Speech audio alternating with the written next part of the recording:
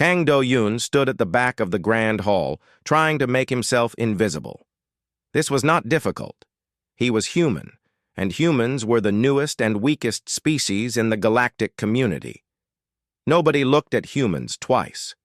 The Galactic Embassy in Seoul was full tonight. Representatives from 12 alien species had gathered for the most important announcement in a century. Princess Lyrae Velthani of the Valanthi Empire was going to choose a husband. The Valanthi were the most powerful civilization in the known galaxy. They had ruled for 10,000 years. Their ships could destroy planets. Their technology was beyond anything humans could understand, and their princess was standing on a golden platform above everyone, looking down at the crowd like they were insects. Do-yoon had never seen anyone so beautiful and so cold at the same time. Princess Lyrae had silver skin that seemed to glow. She had 4 arms, each one moving with perfect grace. Her eyes were dark purple, and they showed no emotion at all. Do-yoon was just a translator. His job was to help the minor delegates find their seats and understand the ceremony. He was nobody. He was invisible, and he preferred it that way. The ceremony was about politics, not love. Everyone knew this. The emperor wanted to build a grand alliance through marriage. Lords and princes from the most powerful species had come to present themselves. Each one brought gifts. Each one made promises. Each one wanted the power that came with marrying into the Valanthi royal family. Do-yoon watched from the shadows as a Korath noble named Lord Draven walked to the front. The Korath were tall and strong, with gray skin and black eyes. They were warriors. They respected only strength. Lord Draven bowed to the princess, but his bow was not humble. It was the bow of someone who already believed he had won. "Your Highness," he said, "I bring you the loyalty of the Korath fleet. 100,000 warships. With our marriage, no one will dare challenge the Empire." The crowd murmured with approval.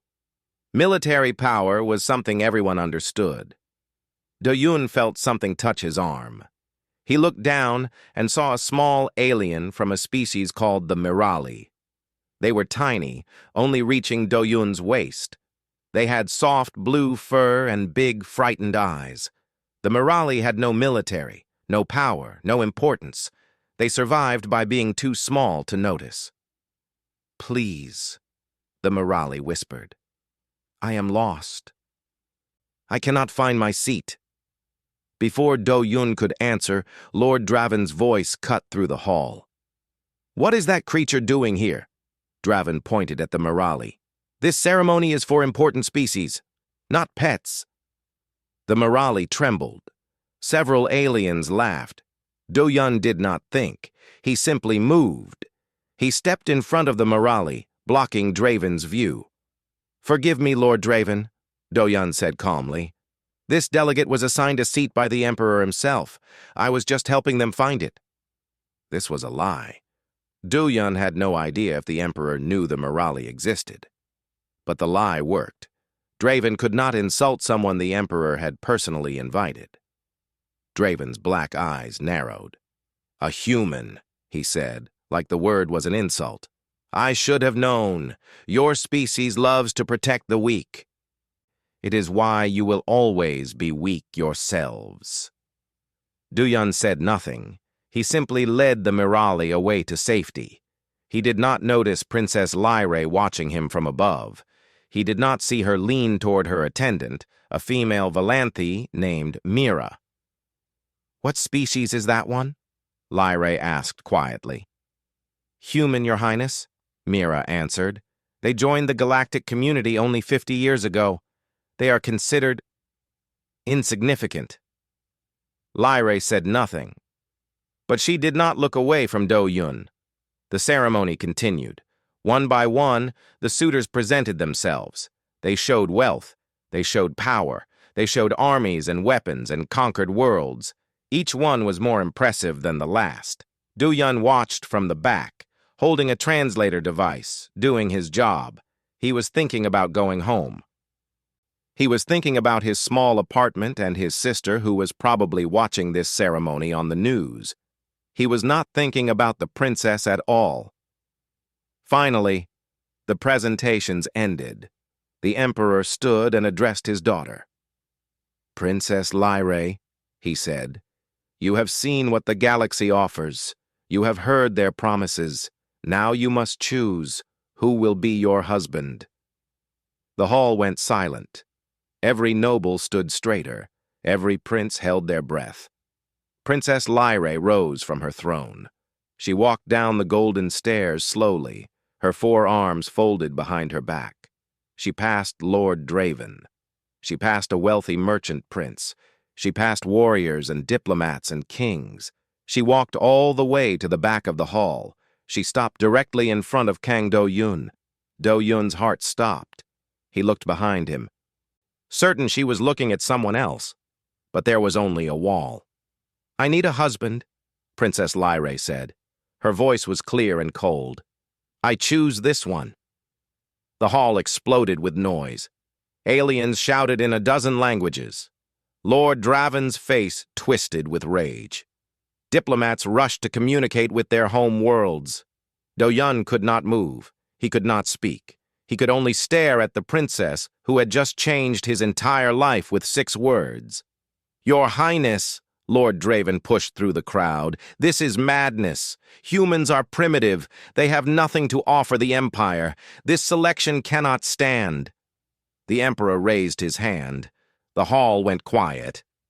"My daughter has made her choice," he said slowly. "However, Lord Draven raises a valid concern. Humans are unknown. Therefore, I declare a trial period. The human will compete in the ancient tests. If he fails, my daughter will choose again." Do-yun finally found his voice. "I did not agree to this." Princess Lyrae looked at him.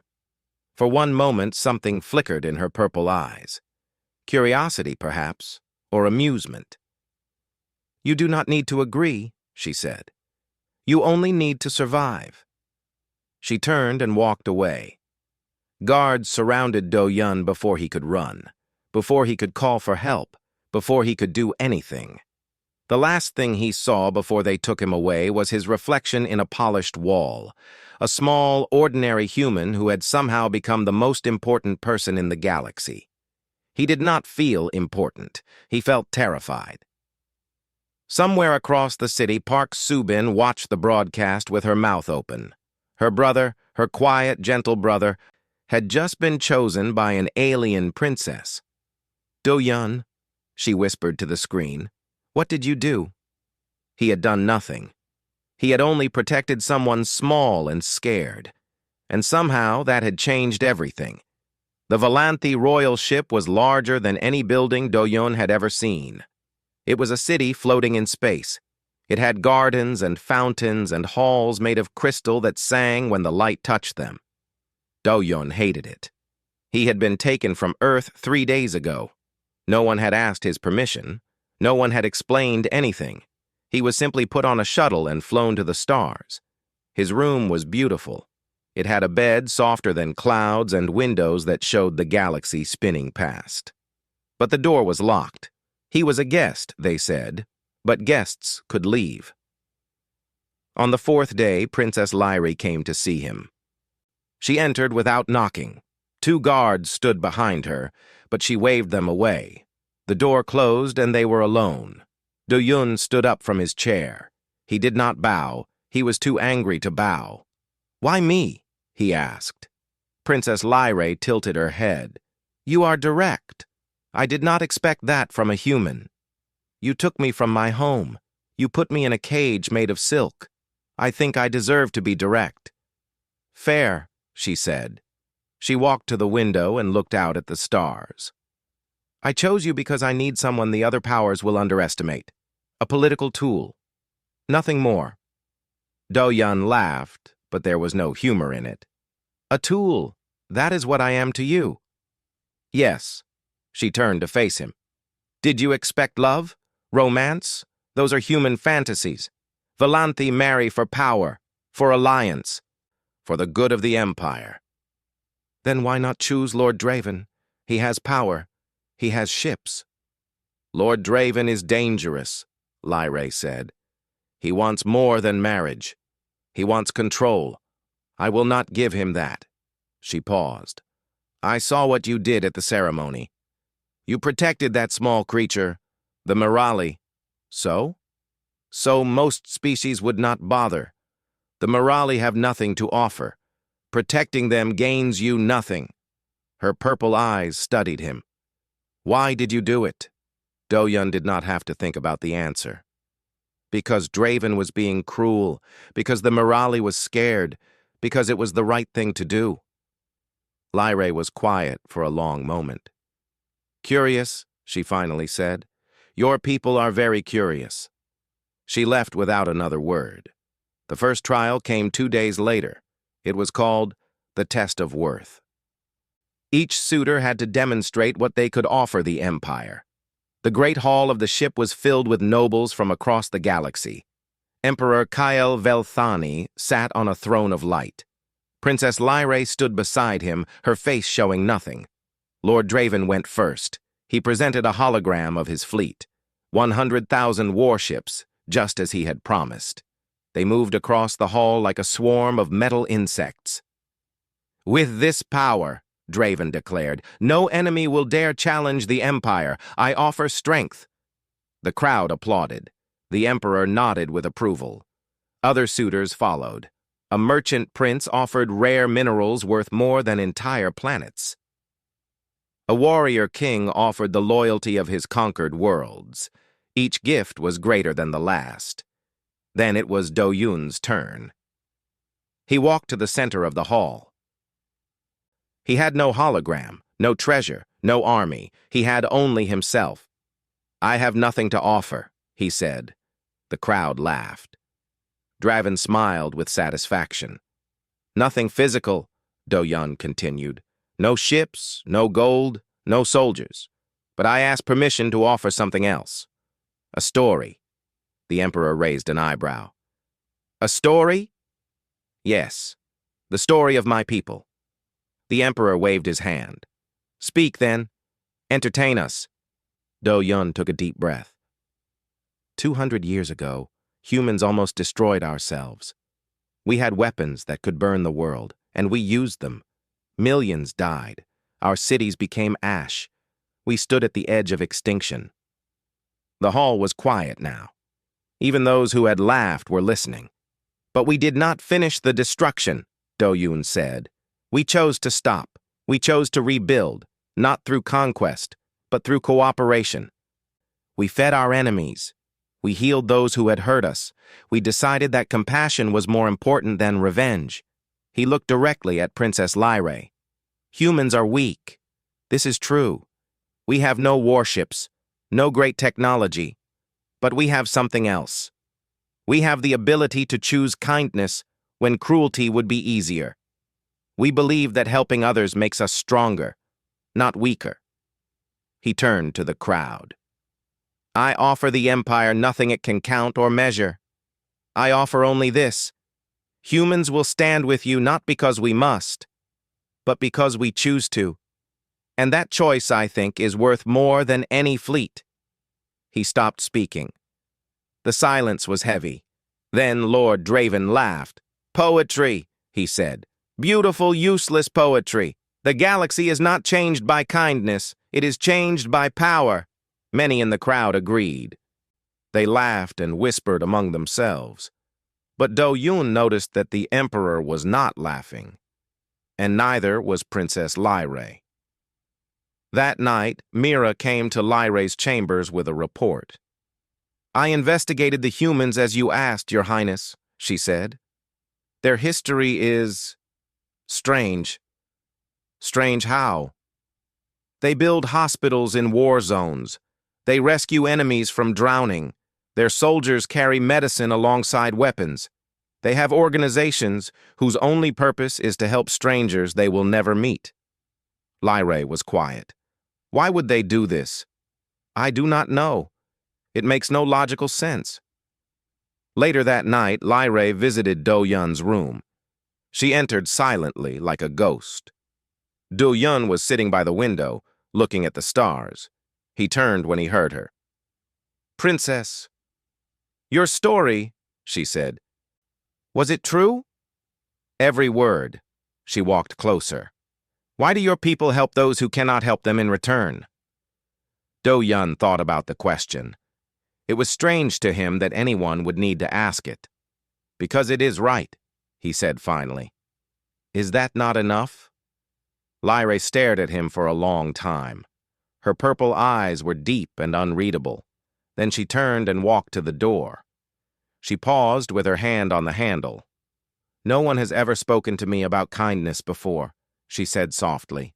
"Only power, only strategy, only what can be gained."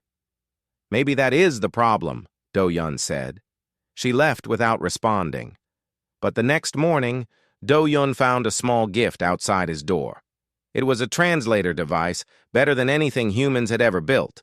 With it, he could understand every language in the galaxy. There was no note. But he knew who had sent it. Perhaps, he thought, the cold princess was not entirely cold after all. Then Lord Draven's voice came through the ship's speakers, calling him to a private meeting. The words were polite. The tone was not. "Withdraw, human," Draven told him when they were alone. "Withdraw from this competition or your species will suffer. I will make sure of it." Do Yun looked at the alien lord who could destroy Earth with a single command. "No," he said. It was probably the most dangerous word he had ever spoken, but somehow it felt like the right one. Do Yun contacted his sister 3 days after Draven's threat. The communication was expensive and difficult, but he needed to warn Earth. Subin's face appeared on the screen, pixelated and slightly delayed. She looked tired but determined. "Do Yun, are you safe? The news here is insane. Everyone is talking about you." "I am fine. Listen, I do not have much time. I need you to investigate Lord Draven and the Korath. Something is wrong. He threatened me, but I think he is planning something bigger." Subin nodded. She was a journalist. Investigation was her specialty. "I will find what I can. But Do Yun, please be careful. You are alone out there." "I know," he said. "I know." The second trial was announced the next day. It was called the Test of Protection. Each suitor had to demonstrate how they would defend the Empire from its enemies. The suitors gathered in a massive simulation room. The walls could create any scenario, any battlefield, any threat.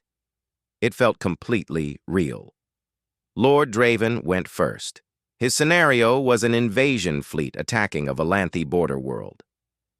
Draven commanded his forces with cold efficiency. He used his devastating weapons without hesitation. The enemy was destroyed in minutes. But when the simulation ended, Do Yun noticed something. Among the wreckage were civilian transports. Draven had destroyed them along with the enemy ships. "Acceptable losses," Draven said when someone mentioned it.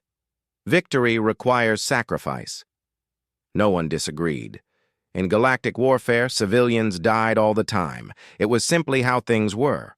Other suitors faced their own scenarios. Some did better than Draven, some did worse. All of them focused on destroying the enemy as quickly as possible. Then it was Do Yun's turn. His scenario was different. A civilian transport was under attack by pirates in deep space. The transport had no weapons. It carried 500 passengers, including children. Do Yun studied the situation carefully. He had only a small escort fleet. The pirates had more ships and more firepower. "Begin," the computer announced.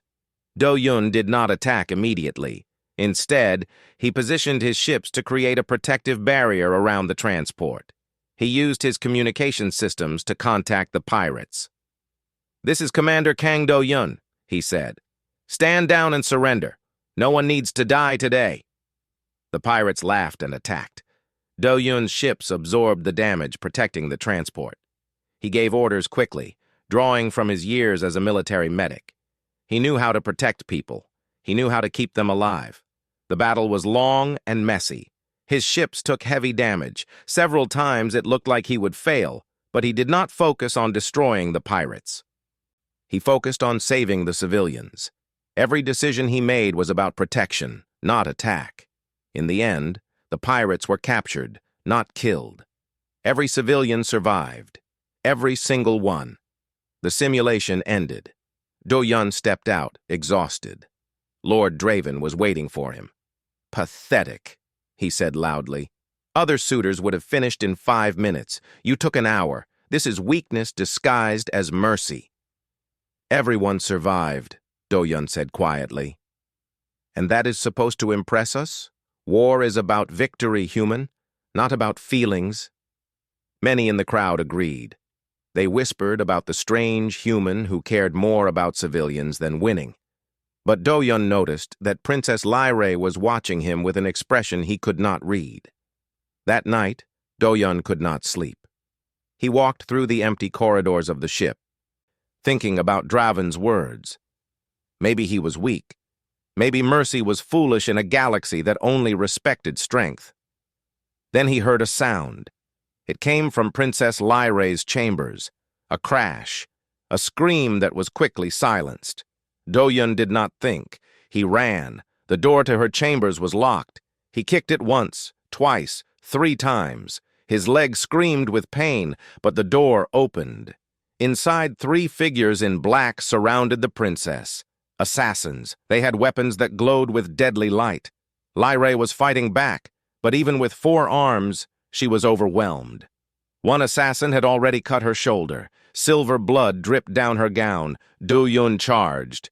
He was not a great fighter. He was a translator, a former medic, but he had military training, and he had something the assassins did not expect, the willingness to die for someone else. He tackled the first assassin from behind. They crashed into a wall. The assassin's weapon fired, burning Do-Yun's side, but he did not let go. The second assassin turned toward him. Do-Yun grabbed a broken piece of furniture and threw it. It hit the assassin's face, buying precious seconds. The third assassin ran at Lyrae. She caught his arm with 2 of her hands and twisted. Something cracked. The assassin screamed. Do-Yun and the first assassin struggled on the ground. The pain in his side was terrible, but he kept fighting. He had to keep fighting. Then the guards arrived. They flooded into the room and took down the remaining assassins with brutal efficiency. Do-Yun lay on the floor, breathing hard. His side was bleeding badly. His vision was getting dark around the edges. Lyrae knelt beside him. For the first time since he had met her, she looked afraid. "You are injured," she said. "Why did you do this? Why did you protect me? I told you this arrangement is political. I am using you as a tool." Do-Yun tried to smile, but it hurt. "You are still a person," he said. "That is enough reason." She stared at him. Something changed in her purple eyes. Something soft and confused. "I do not understand you," she whispered. "That is okay," he said. "I do not understand you either." Then he passed out. He woke up in a medical chamber. Valanthe doctors had healed his wound, though a scar remained. They told him he was lucky to be alive. Later he learned that the assassins were connected to Draven's allies, but there was no direct proof. Draven denied everything, and the Emperor could not accuse him without evidence. The political situation became more dangerous than ever. But something else had changed too. Every night, when Do-Yun was supposed to be sleeping, his door would open silently. Princess Lyrae would enter, moving like a shadow. She would sit in a chair across the room and watch him. She never spoke. She never woke him. She just watched. Do-Yun pretended to sleep, but he knew she was there.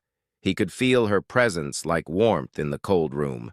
He did not know what it meant, but for the first time since he had been taken from Earth, he did not feel completely alone.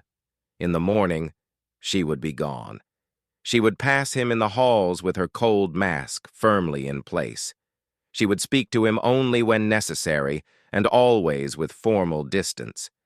But at night, she came to watch him sleep, and Do-Yun began to think that maybe the princess was not as cold as she wanted everyone to believe.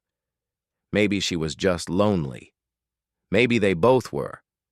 The Valanthi doctors were amazed by Do Yun's recovery. His wound should have taken weeks to heal. Instead, he was walking again in 5 days. Human biology is remarkable, the chief doctor told Princess Lyrie.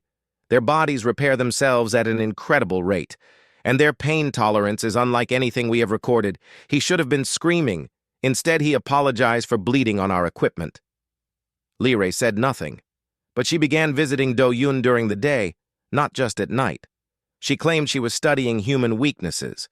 She asked endless questions about Earth, about human history, about how his people lived.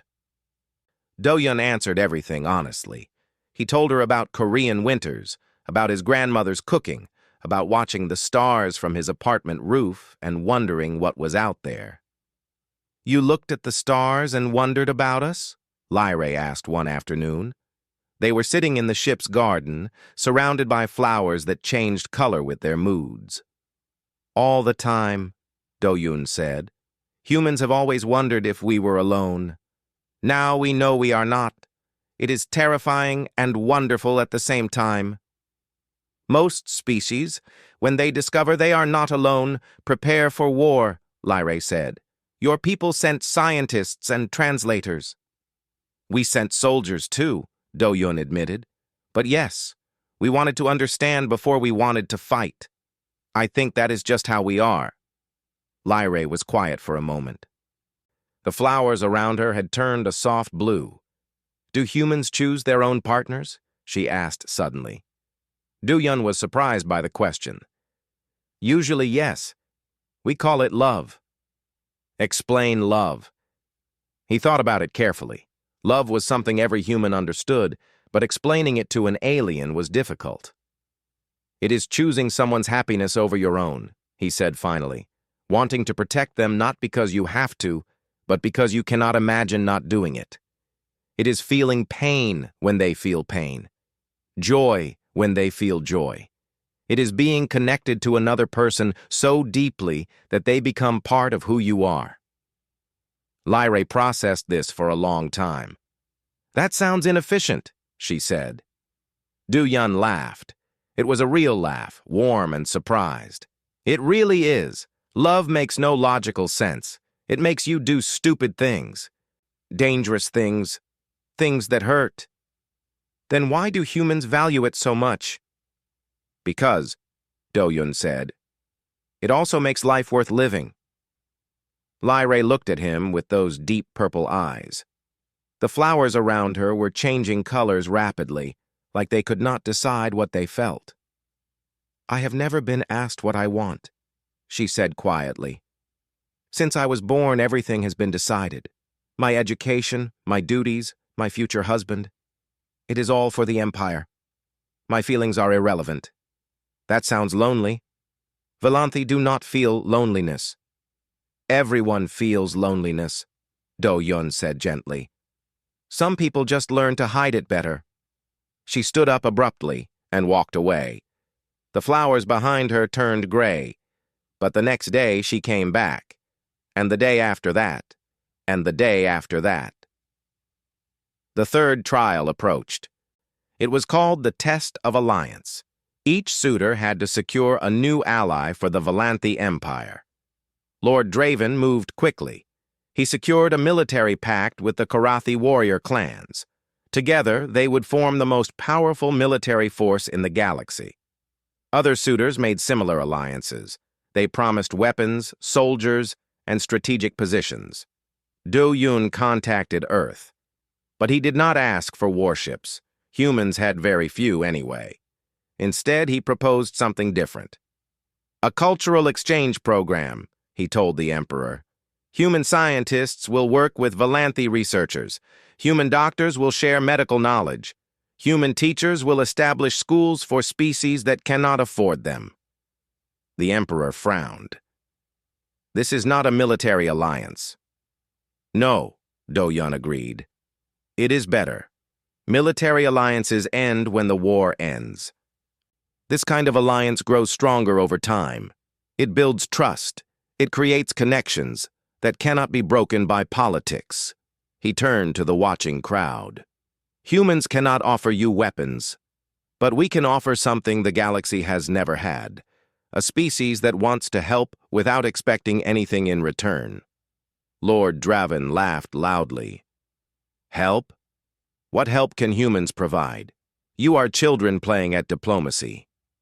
Perhaps, Do-Yun said, but children sometimes see things that adults have forgotten.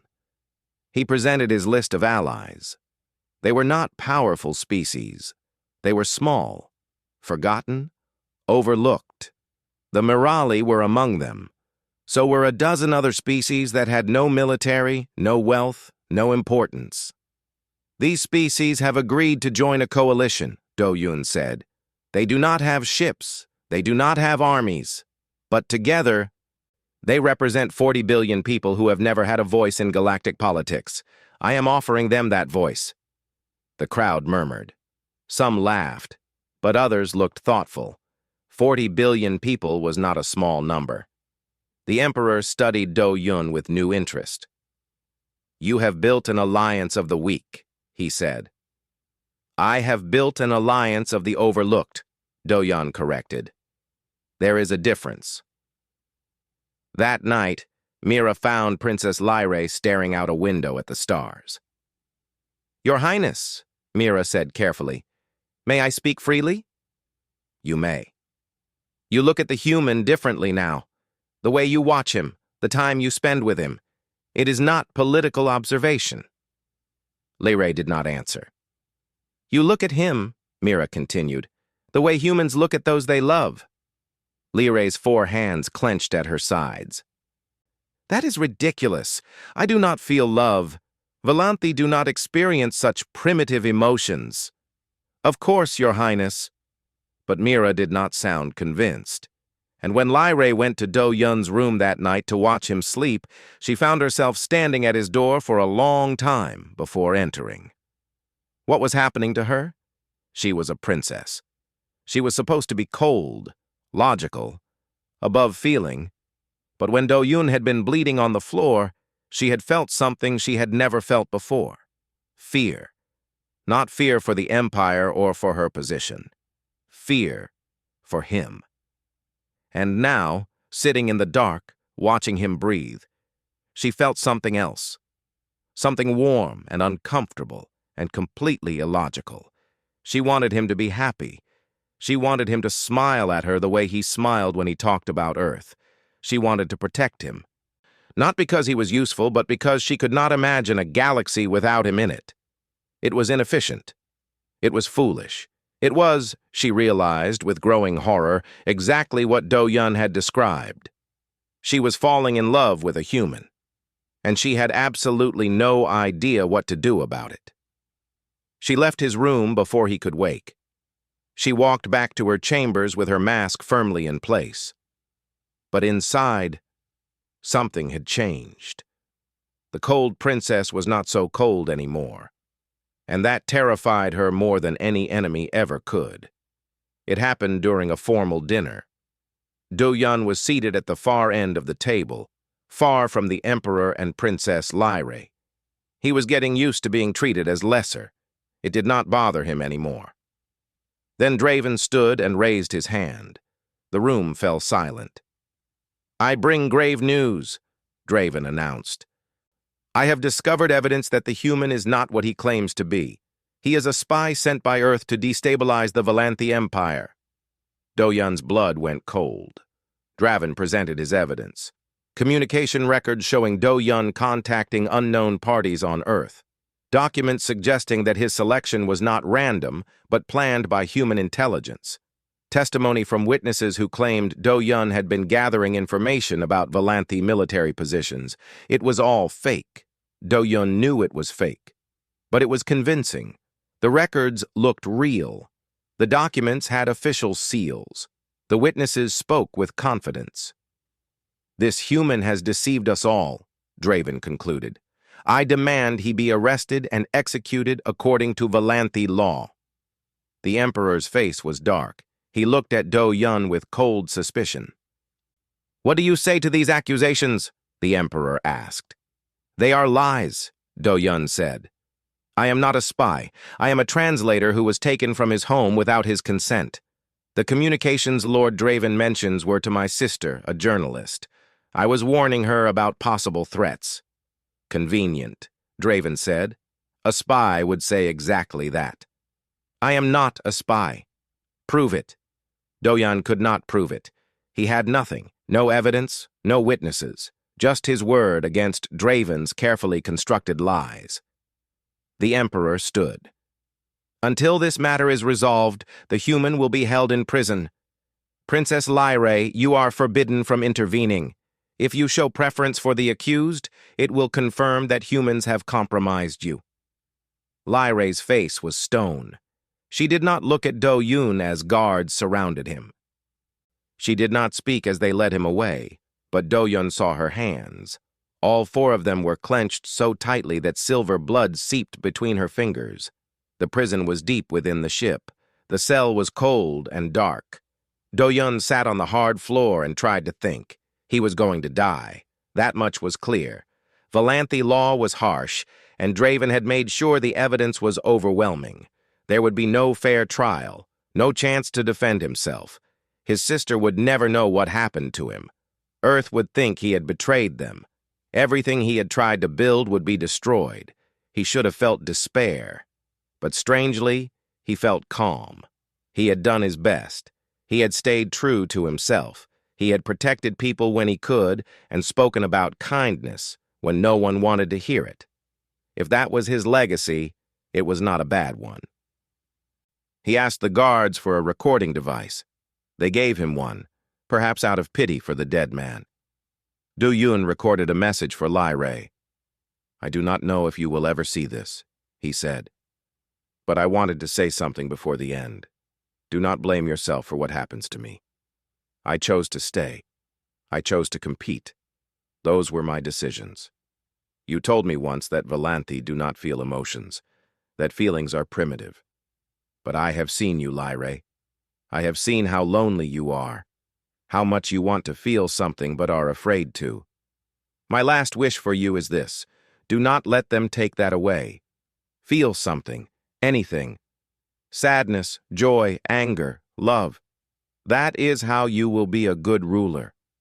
Not by being cold, but by understanding what your people feel. And if you ever think of me, remember that I never regretted knowing you, not even now. Not even at the end. He stopped the recording. Far away, beyond the Valanthi border, Captain Yoon Tae-sung received a message from Park Subin. She had found proof of Draven's plot. She had evidence that could save her brother, but there was no way to get it to him. Communications to the Valanthi ship were blocked. Earth's diplomats were refused entry. The trial would be over before any help could arrive. Tae-sung made a decision. He took his ship, a small human cruiser, and flew to the Valanthi border. 3 other human ships joined him. It was not a fleet. It was barely a patrol group. Against the Valanthi Empire, it was nothing. But Tae-sung did not care. He broadcast a message on all frequencies. The entire galaxy could hear it. This is Captain Yoon Tae-sung of the Earth military. I am here to recover Kang Do-yun, a citizen of Earth who has been falsely accused. I have evidence that proves his innocence. I am requesting permission to present this evidence to the Valanthi court. The Valanthi response was immediate. You are in violation of our borders. Withdraw or be destroyed. Tae-sung did not move. We do not leave our people behind, he broadcast. Not ever. If you want us to leave, you will have to kill us.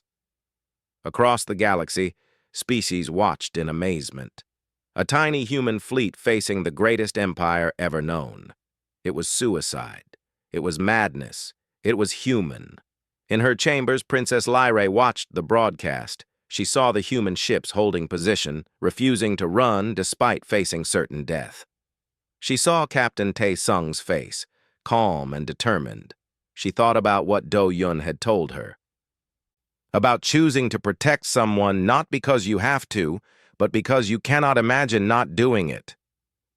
She thought about his message, which Mira had secretly delivered to her, about feeling something, anything. And she made a decision. She walked out of her chambers. She walked past the guards who tried to stop her. She walked through the corridors of the ship with purpose in every step. She reached the prison. She stood before Do Yun's cell. He looked up at her with surprise. Lyrae? She broke the lock with her bare hands. It was a violation of every law, every protocol, every expectation of what a princess should do. She did not care. I refuse to let you die, she said. Du Yun stood slowly. You will be in trouble. Your father will punish you. You could lose everything. I know. Why? She looked at him with those deep purple eyes.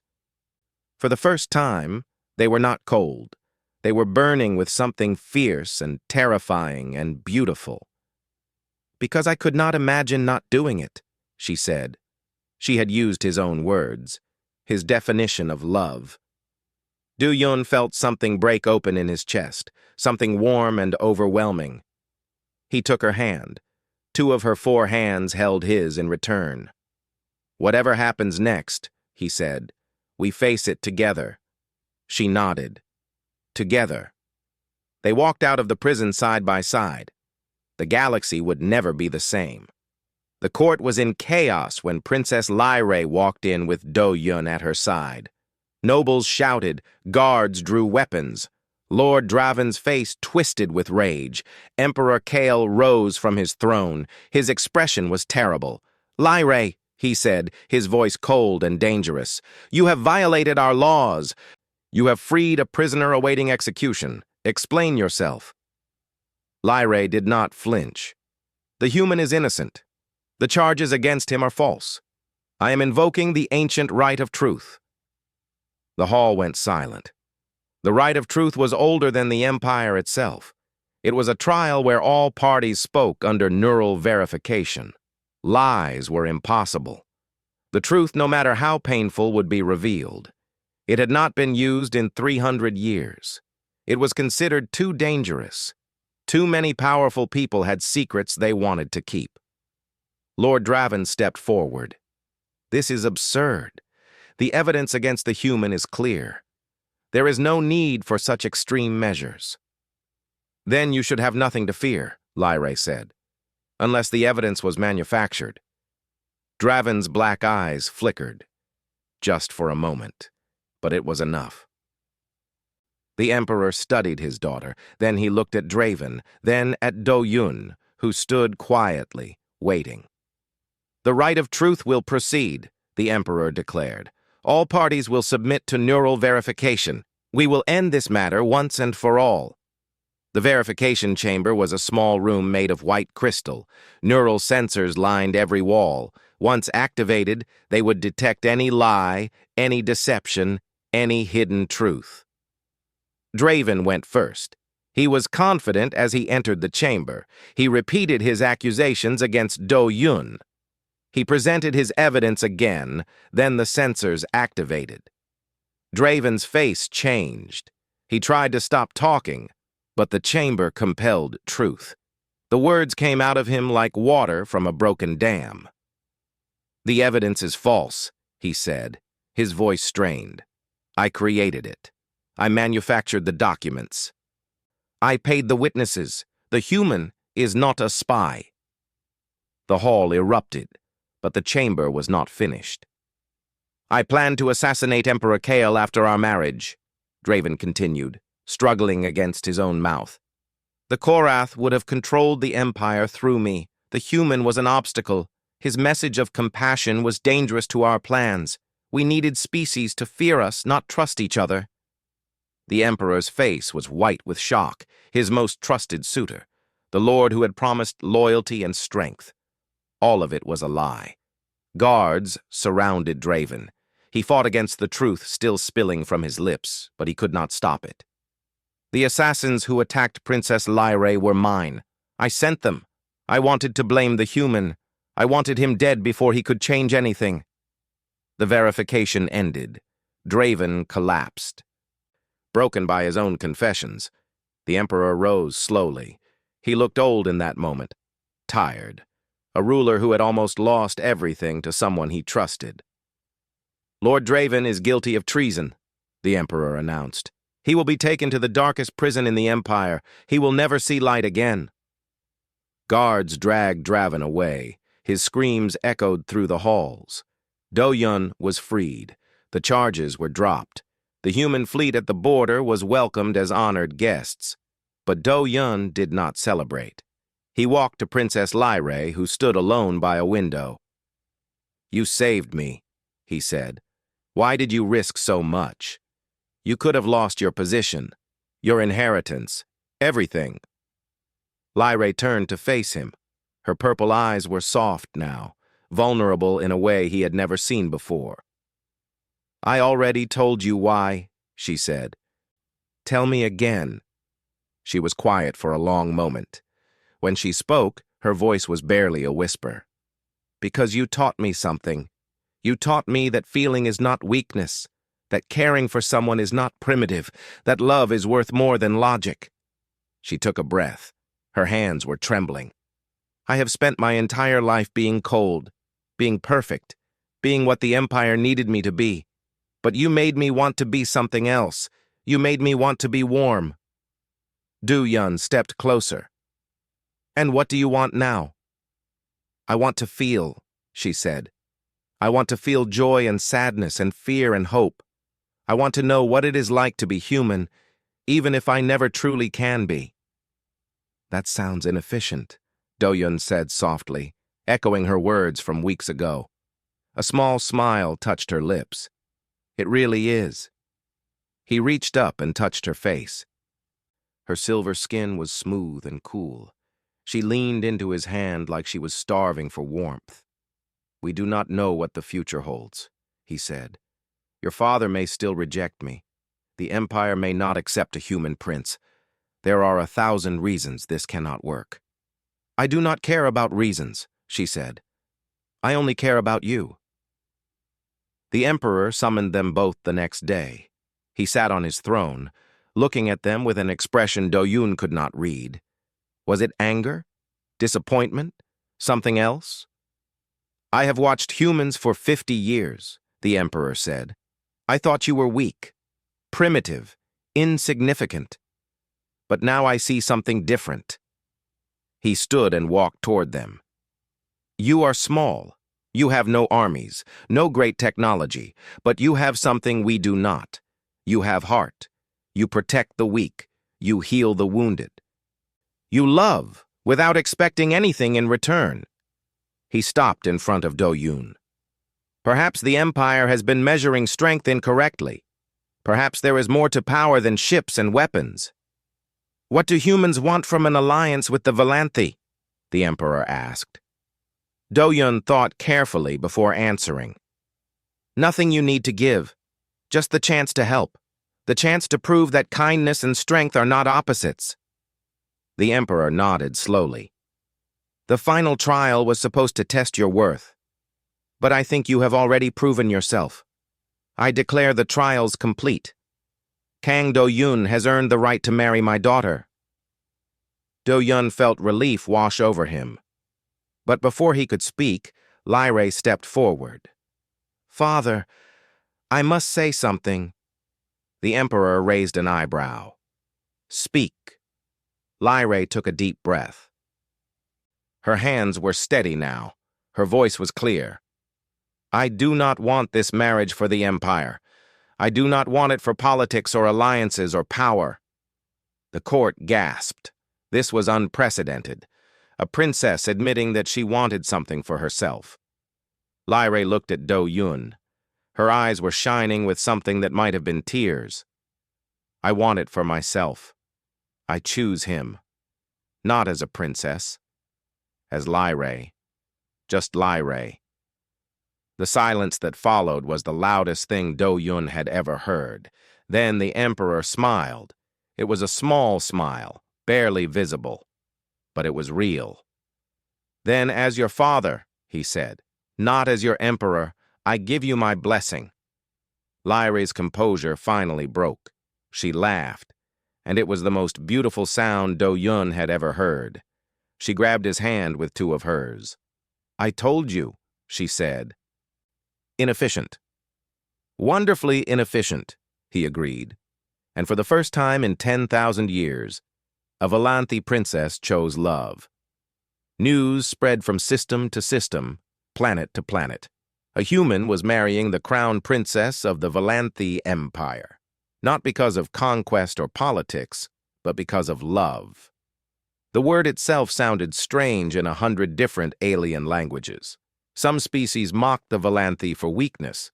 They said the empire had fallen under human influence. They predicted disaster and decay. But others saw something different.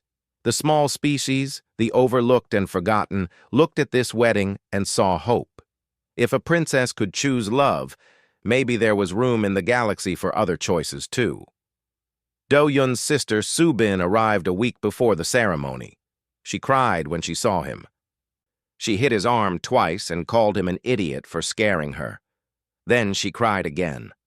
"I thought I lost you," she said. "When those accusations came out, when you were arrested, I thought I would never see you again." "I thought the same," Do-Yun admitted. "But I am here. We are both here." Captain Yun Tai-sung came with the human delegation. He embraced Do-Yun like a brother. "You caused me a lot of trouble," Tai-sung said.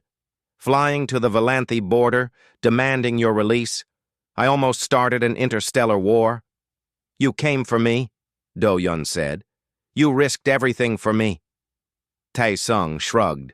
"That is what we do. We do not leave our people behind." The night before the wedding, Do-Yun found Lyrae in her chambers. She was standing at the window, looking at the stars. Her silver skin glowed softly in the starlight. "Are you afraid?" he asked. She turned to him. "Yes, not of the wedding, not of you, but of what comes after. I have been cold for so long. What if I cannot learn to be warm? What if I disappoint you?" Do-Yun walked to her. He took her hands in his. All four of them fit perfectly with his too. "You will never disappoint me," he said. "And learning to feel takes time. We have a lifetime. Maybe longer, if Valanthi live as long as I think they do." She smiled. It was still a rare expression on her face, but it came easier now. 800 years, she said. "Perhaps longer." "Then we have 800 years to figure this out. No rush." She leaned forward and rested her forehead against his. It was a human gesture she had learned just for him. "I love you," she said. The words sounded strange in her voice. She was still learning how to say them. "I did not know what that meant before, but now I do. I love you, Kang Do-Yun." "I love you too, Lyrae. Just Lyrae." The wedding took place in the great hall of the Valanthi royal ship. Thousands watched in person. Billions more watched on screens across the galaxy. The ceremony blended human and Valanthi traditions. Do-Yun wore ceremonial robes of deep blue, Earth's color. Lyrae wore a white dress because she had studied human weddings and wanted to honor his people. The emperor performed the ceremony. His voice was strong and clear. "Today we join two people from different worlds," he said. "Today we prove that the gap between species can be bridged, not through conquest, but through understanding, not through fear, but through love." He turned to Do-Yun. "Do you take Princess Lyrae as your wife? Do you promise to protect her, honor her, and stand beside her for all your days?" "I do," Do-Yun said. He turned to Lyrae. "Do you take Kang Do-Yun as your husband? Do you choose him freely, not for the Empire but for yourself?" "I do," Lyrae said. Her voice did not waver. "Then speak your vows." Do-Yun had prepared something special. He took a breath and looked into Lyrae's purple eyes. "I promise to protect you," he said. "Not because you are a princess, but because you are you. I promise to help you feel joy, sadness, anger, hope, everything between. I promise to be patient when you struggle and proud when you succeed. And I promise to love you, even when it is inefficient, especially when it is inefficient." Lyrae's eyes were shining. When she spoke, her voice was thick with emotion she no longer tried to hide. "I promise to stand beside you," she said, "to learn from you and to teach you, to be cold when the world needs cold and warm when you need warmth. I promise to choose you every day, not because I have to, but because I want to. And I promise to spend the rest of my life understanding this strange human thing called love." The Emperor smiled.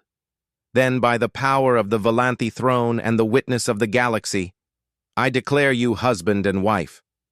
Do-Yun kissed her.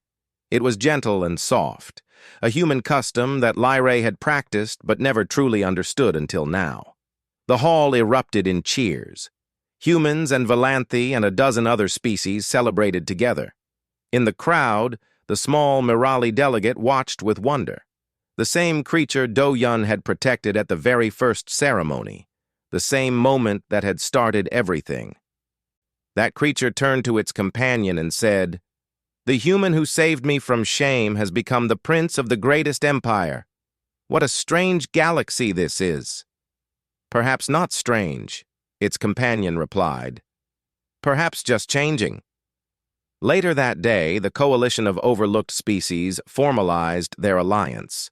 They called it the Compassion Accord. It was not a military pact. It was a promise to help each other, to share resources and knowledge, to protect the weak, and lift up the forgotten. Do-Yun and Lyrae stood together as the representatives signed. 40 billion people now had a voice in galactic politics, and at the center of it all was a human who had nothing to offer but kindness. Years later, historians would mark this wedding as the moment everything changed, the moment the galaxy shifted from conquest to cooperation. The moment that proved love was not weakness, but the greatest strength of all. But that was years away. In this moment, on this day, Do-Yun and Lyrae stood on a balcony, looking at the stars together. "Do you regret it?" she asked. "Being taken from your world? Everything that happened?" Do-Yun thought about his small apartment in Seoul, his quiet life as a translator, the stars he used to watch from his roof. "No," he said. "I found something worth more than a world." "What?"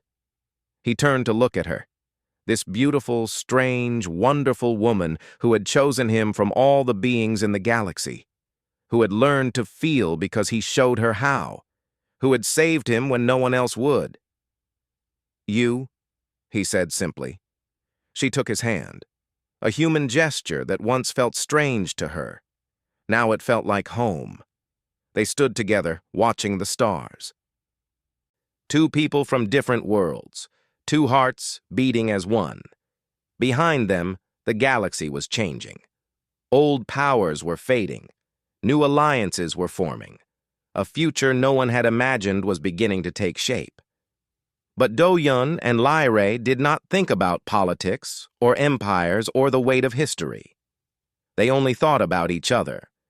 And in that moment, that was enough. That was everything.